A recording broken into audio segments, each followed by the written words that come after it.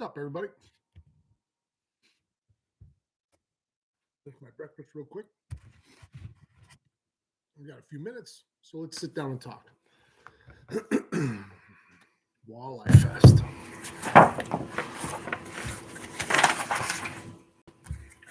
I'm going to go through my list of things.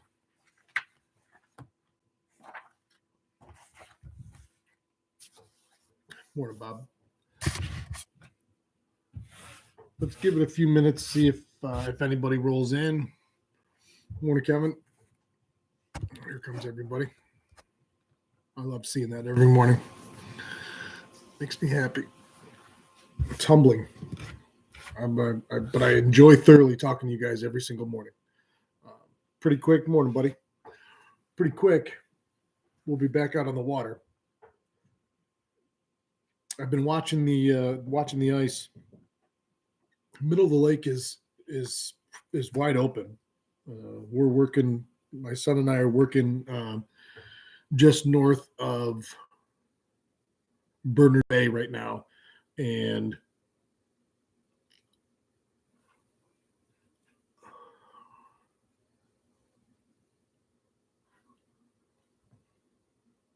let me lower my volume a little bit.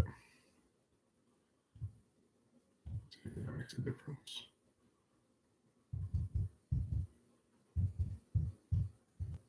Is that any better with the echo? John Grills, 80 degrees in Florida. Oh, John, that's a sin. All right. Good morning, everybody. How we doing? No better. I don't know.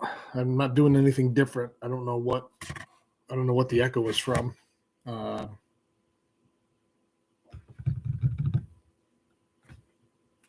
Sorry. Okay, WalleyeFest. So, WalleyeFest, May 6th and 7th. It is the opening weekend. It will forever and always be opening weekend. So that means the first Saturday in May is when we will have it going forward. This year, that happens to be May 6th and 7th. As everybody knows, New York State changed the walleye season and the bass season to a excuse me. They changed it to a date on the calendar. I guess the first Saturday or the third Saturday was too hard for people to figure out, so they went to May 1st and June 15th. But for us, good morning, America. Or America. So for us, around here and on this lake, opening day was always the first Saturday. So that's where it's going to stay. That's going to stay that this year and going through. And I've said before, if we ever have a situation, well, we will. Once every 7 years, it'll open on a Sunday, and we will go the following weekend. Just so everybody knows, it's not going to change. We've done it for 43 years, and for 43 more, we're going to do it opening weekend, because then, in my opinion, opening weekend allows everybody a chance to not work on the weekend, not have to take a day off, and come out and fish the derby. So let's start right there. Two points of housekeeping. I am actively looking for vendors for the outdoor sports show on the festival grounds. The festival grounds will be open both days, Saturday and Sunday. The show will be from noon to 8 on Saturday. And then, because we're going to start live music Saturday night, somewhere around 6 p.m. So the music is at one end of the parking lot. I have a map that will be on the website. You can see what the grounds are going to look like. So I'm looking for vendors. I'm actively looking for vendors. I've had a bunch of people reach out so far, but here's what I'm looking for, because I want to have a good mix. I don't want to have just one thing or one kind of thing. And so when everybody brings their wives and their kids and stuff to it, we're going to have stuff for the kids, face painting, sand art, that kind of stuff. I want to have things for the wives to look at besides just a bunch of fishing stuff, So I'm looking for vendors that are top shelf fishing, outdoor, power sports, home and garden-esque.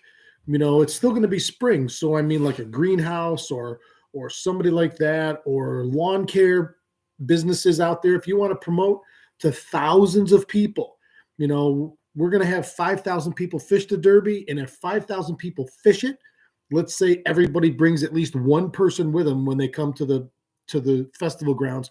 That's 10,000 people. So if you're a landscaping business, if you're lawn care, if you're I have a list of stuff that I'm looking for.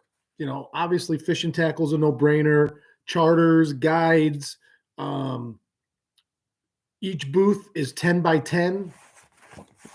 I have 64 of those booths available, and wine tasting for the wives. Well, there's going to be a beer and wine tent. So there you go. And with any luck, somebody will be making wine slushies, and I can just carry one around in one of those hats with the two big cups on top that I just drink all day.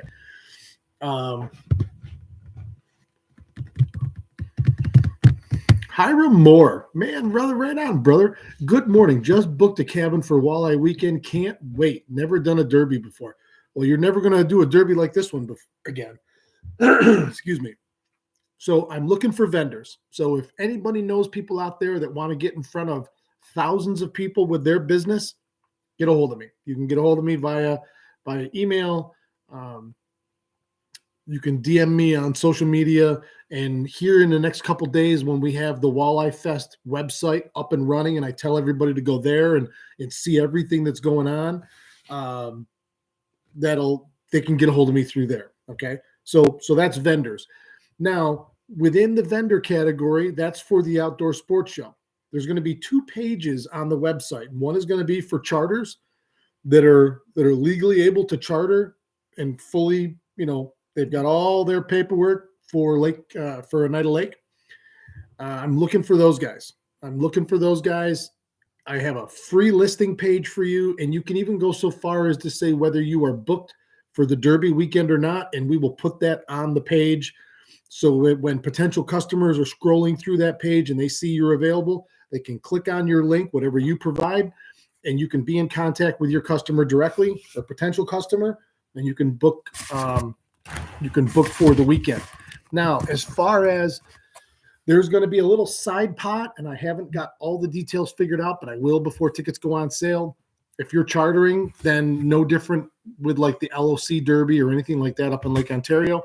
Everybody in the boat, to include the captain, the mate, and all of the customers, have to have a ticket. So it's no different here for that.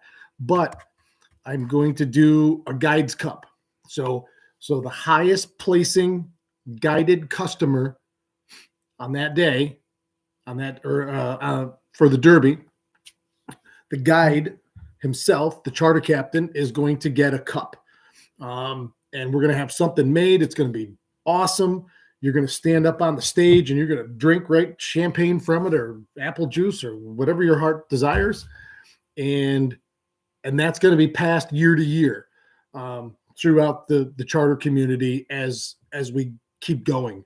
There's going to be a little bit of side money in there for the charter captain that puts his customer, again, it's for the charter captain that has the highest placing customer in the Derby. Okay. So there's 2. Third one is going to be a lodging page. Now, so Hiram just said he booked a cabin. If you're one of these people that have, and I've looked on VRBO and Airbnb or local hotels or motels, I assume if you're within a 30-mile radius all the way around a night of lake and you have lodging, you need to get a hold of me so we can give you a free listing as well that will also list your availability for that weekend, and a link, just like the charters do, because my goal is to red solo cup. Now it'll be a bigger cup than that. Although most of the charter captains I know would be happy with that. But the goal of that charter page and the lodging page is that our website is a one-stop shop for our customers. So my customer is the people buying Derby tickets. Okay. Let's start right there. That's my primary customer.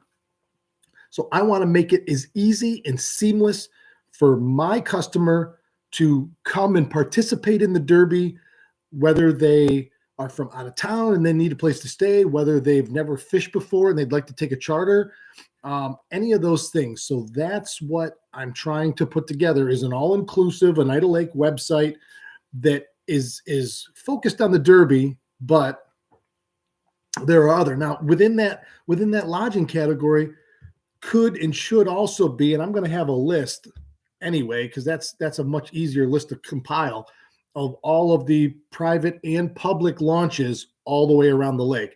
So again, if you're coming from out of town and you're not, intimately familiar with the lake, there'll be a map and there will be points along around the lake saying, public launch free, private launch $10, whatever. Okay, so if you're a marina owner, please reach out to me. If you're listening, if one of our mutual friends is here, tell them to get a hold of me. Okay. I don't have the complete schedule of events. I see Crystal just said live music yet. I have a feeling we're going to have more than one band, and I know that I don't know how many bands that the lady is booking for the event. I'm assuming there'll be at least two, and I would think there would be a country band and a rock band. I don't really deal with that side of it. They know more than me in the local Syracuse music scene and who's available. So, but more details to come. Lighthouse Park. Yes, sir. County Route 37. So let's see. I talked about charters, lodging, ramps. We're a week away. 1 week from today, we start selling tickets to this. I'm excited. I've had a couple people ask me when they're going to see or hear anything on the mailing list. I got to encourage everybody to get on the mailing list, because that first blast of everybody on the mailing list, from our new mailing list that I've started to the one we got from the Lions Club Derby, there's going to be a little special perk in there for all of those people to buy their tickets right away in that first week. So we're moving and grooving, baby. We got a week to go. 1 week. That's hard to believe. I was talking to the web designer the other night, and he goes, 74 days until the Derby starts. And I'm like, oh. In one way that seems like a long ways away, and in another way it's right around the corner. You're like, oh man, that's close, So let's see. I'm looking through all of my folders, ticket info. One thing that I did talk to, sorry, I got a terrible runny nose this morning. One thing we did talk to the web designer about is on the homepage, when you click on the website and you go there to buy your ticket, because all ticket sales, 100% of ticket sales are online. So, and I'm not going to make fun of anybody by any means, but if you are somebody that isn't super technically savvy, we're going to have people that can help you. Okay. One way or another, if you have money and you want a ticket, I'll figure out a way for you to get a ticket, or put somebody in contact with you that can help you and show you how to do it. Okay. But it's going to be super, super easy. The logo is being finalized right now, and that logo is going to be on t-shirts and pins, as well as on all of our signage. We'll have our own separate Facebook, I think just Facebook page for the Derby. Here's a big news. Here's big news. And then this isn't 100% yet, but I can still tease it. We're doing tag fish again, like they've done every year. I am in final talks with a boat dealership that is really chomping at the bit to put up a 16-foot, $40,000 boat motor trailer package on one of the tagged fish. That's Crossroads. Josh and Jim, good morning. That would be huge. That would be huge. So let's get into questions real quick. Let me put my glasses on so I can see what's going on here. All right, I'm ready. I love that joke. Even if I didn't need glasses, I would still wear glasses just so I could do that joke. Man, you guys got a lot of comments here. Rumble Seat, Kevin Stone, Rob H, Scott Tagata, Merlin, Keith Horns, Aaron Lussier, Paul Messina. Good morning, all of you. Rumble Seat, when does the walleye fishing start and end for WalleyeFest? It's the same as the Lions Club always was. It is Saturday morning at 12:01 a.m. It starts, and it goes through till Sunday at 3 p.m. closes, just like Lions Club always did. Don Terry, good morning. John Wilzik, we talked about your profanity on here, the 80 degrees in Florida. Oy vey. Scott Duranda, Crystal Coleman, good morning. Good morning, America. David Gould, Eric Wisniewski. Eric, you out pounding those panfish again, man? Eric's had buckets of pumpkin seeds the last 2 days in a row that just made me drool. They're beautiful big fish. Oh. Tim Graver, good morning. George Parson, Joseph Zeski. That's a new name, Joseph. I'm glad to see you here. We talked, Aaron Lussier said wine tasting for the wives. There will be a beer and wine tent there. We talked about Hiram, Nikolai, another morning fishing talk. You are awesome. Oh, thanks, man. You're awesome for being here. Yule Hunter. I wish my wife knew how to make custom rods.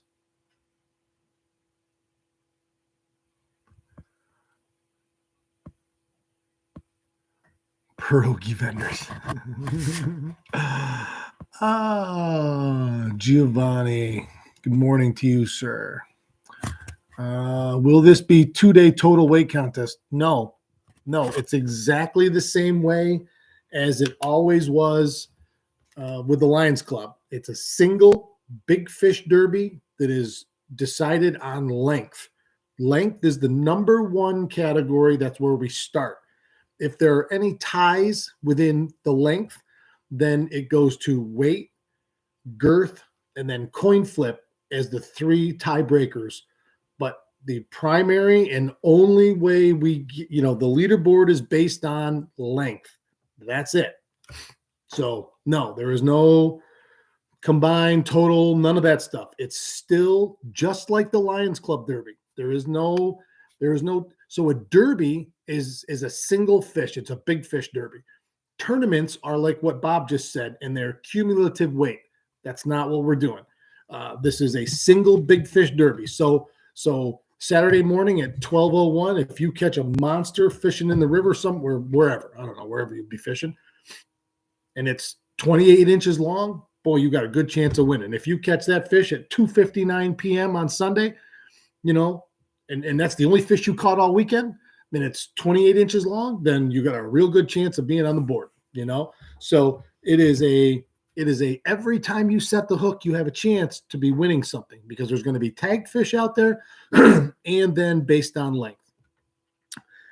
And another thing too regarding that is, and I'm working out the details and I can't say for sure yet how it's going to lay out, but the Lions Club's payout was always based on 1,000 anglers. They had a set payout schedule. If they had, 2,000 anglers, that payout schedule was the same. The money was the same, and the number of places were the same. And one thing that I'm working diligently on is to how to correctly and fairly put in the money will go up with every person above 1,000. Okay. So every ticket above 1,000 on the website, there will be a scale and you will see the actual payouts, number of places being paid, and what the actual real-time amount is based on this number of ticket sales. So as you buy your ticket, before you buy it, you can see, okay, payouts are this. Now I bought my tickets. Now it changes. I don't know if it'll change every single one, but it's going to change and update. And along with that, I am thinking about going farther down the line of payouts. I've had people suggest, one for every 100, one additional payout place for every 100 over 1,000 tickets sold. I like that idea, and I want to keep people involved and with a chance. And the more people, the better. The more people in the derby, the better. And the more people winning, the better. All right. So keep that in mind. I am going on vacation and going grouper fishing today. Right on, man. You can still join us from vacation, Christian, when you're not fishing. Or if you are fishing, you can say, hey, I got one. Good luck, though. This is going to be at Lighthouse Park. Yes. Live music we talked about. Tom Alexander, good morning. Are you going to show public shore fishing spots on your Derby map? Great question. Yeah, great question. I'm going to make a note of that. My buddy Keith doesn't normally have good ideas, but this is a good idea.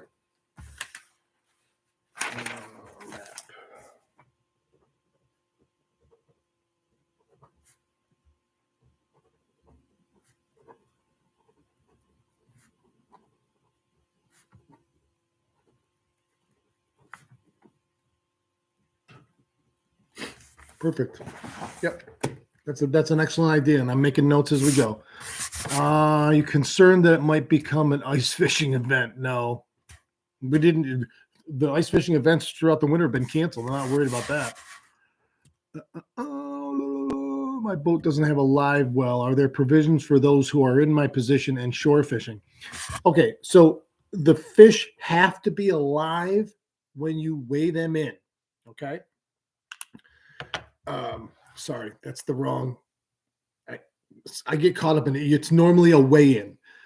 This really isn't a weigh-in. It's a measuring station. Okay, so when you take that fish in to be measured or entered, let's say, it has to be alive.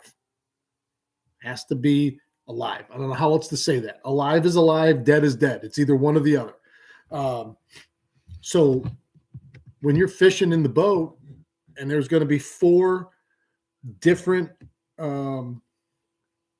measuring stations, 2 of which you'll have access to from the water.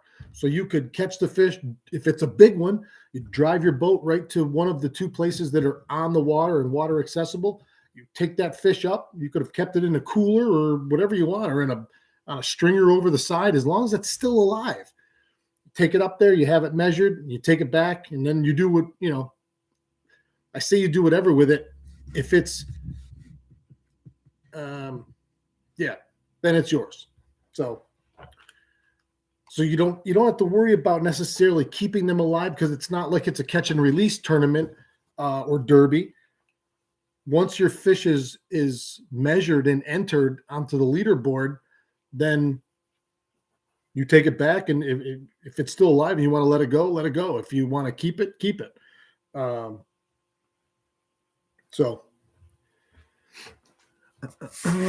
just answered that, Bob. Yes, fish have to be alive, just like the Lions Club Derby has always done. Fish have to be alive. If it's dead, you cannot enter it. And I'll tell you why. Because some people are like, well, the reason why it has to be alive is so we have some semblance of knowing how soon it had been caught. That's the wrong way to say it. And if somebody didn't have it on ice for whatever, it's got to be alive.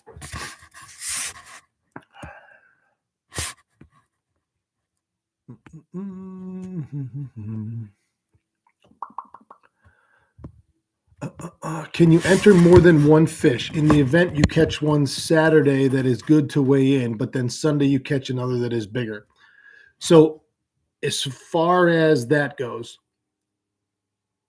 the only way you could win multiple prizes would be if you had a fish on the leaderboard and you caught a tagged fish. Okay. Each ticket can only have 1 fish on the leaderboard. All right. So what that means is just that.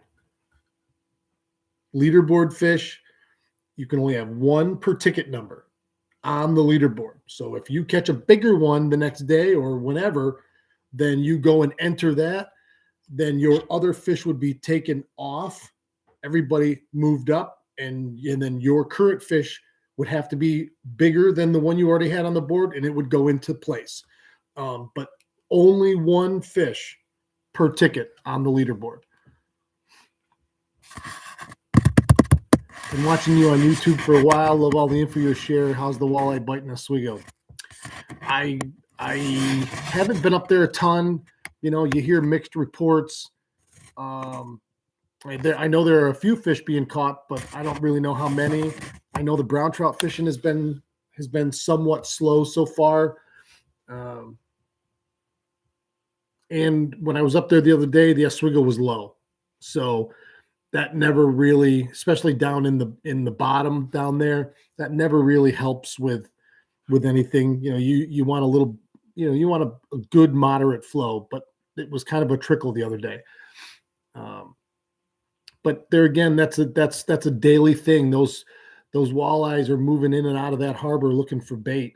And if the bait moves out of that harbor for whatever reason, everything's going with it, and vice versa. If that bait moves into the harbor hard, you'll have everything come in way more than just walleyes. There'll be trout and salmon species in there, smallmouth galore. The Oswego River is really a catch-all on the Eastern Basin. It's the biggest port on the eastern end, and is incredible fishing.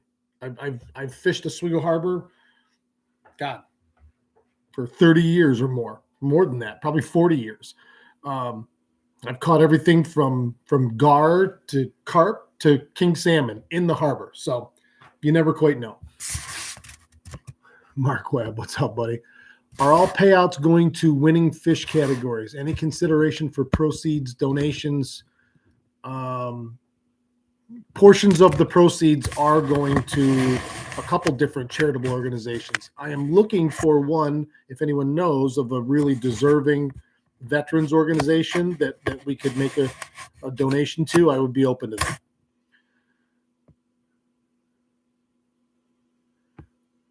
Ned Sellers, good morning from Oswego. Right on, buddy. I'm glad to have you here. Are there going to be any fish stocked or just tagged fish? United Lake is a stocked fishery, so not stocked in the way you would say, like, okay, we're going to stock it for the Derby.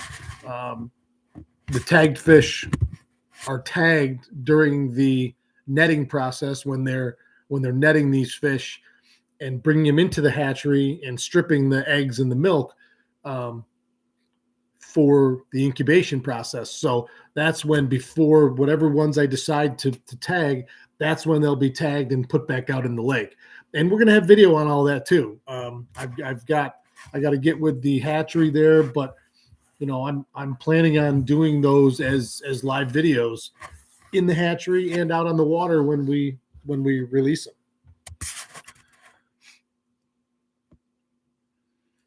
Matt, you have to have the top 3 for the stage. They cannot be released. They can be verified, etc. Mike brings up a good point. Mike Urema. When your fish is weighed in, again, when your fish is measured, if it's sitting in the top 3 at that point, then you will have to hold on to that fish. Obviously, at that point, it would most likely die. Keep it on a cooler overnight, or depending on how long. The Derby's only, I don't even know, 40 hours long, not even. But yeah, good point, Mike. My comment was in reference to activities for wives at the venue. Yeah, there will be there. I don't know if there will be rod building for wives to build your husband a custom rod, although that's a great idea. That's funny. So due to tiebreakers, the fish you bring in will be measured, weighed, and girth, right? Yes. I know this is a side conversation, but can you explain the difference between fly rod fishing lines? I want to not right now, Nikolai. No. Are you including the Lions Club in our charitable odds? The line we are donating to the Lions Club this year. Yes, we are. I'm not 100% sure, Scott, what you were trying to type, but I'm assuring you it was a typo. All right, we're at 30 minutes. Perfect. Any more questions? Hit me up either in the comments below, or you guys know you can always get me on DM on Instagram or Facebook. So have a great day. It's Wednesday. It's hump day. Weekend's in sight, even though it looks like it's going to be gnarly weather for the weekend. Friday, Saturday is supposed to be Arctic cold, and then Sunday's supposed to be back in the 40s. So go figure. And if the ice would let me get farther out from 81, as soon as it does, I'm putting my boat back in. I got half a mind to do it anyway right now. And fish the river and the mouth, and because you can get out a couple hundred yards, you can get out to you could probably get into Big Bay Marina, but you can't get into Big Bay proper. And on the South Shore, it goes about halfway. The ice is still about halfway between the 81 Bridge and Oneida Shores. Now you get beyond the islands, and it's all wide open again. If I trailered, I could go to, I don't know who's open or where I could slide in, but at least in the river, I know I can go to Brewerton Boatyard and slide the boat in the water because the river's wide open. And Chris is great over at Brewerton Boatyard. Some of you might have met him at the boat show last weekend, but he's wide open. So, all right, everybody, thank you so much for watching. Thanks so much for hanging out, for all your questions, and keep your tip up.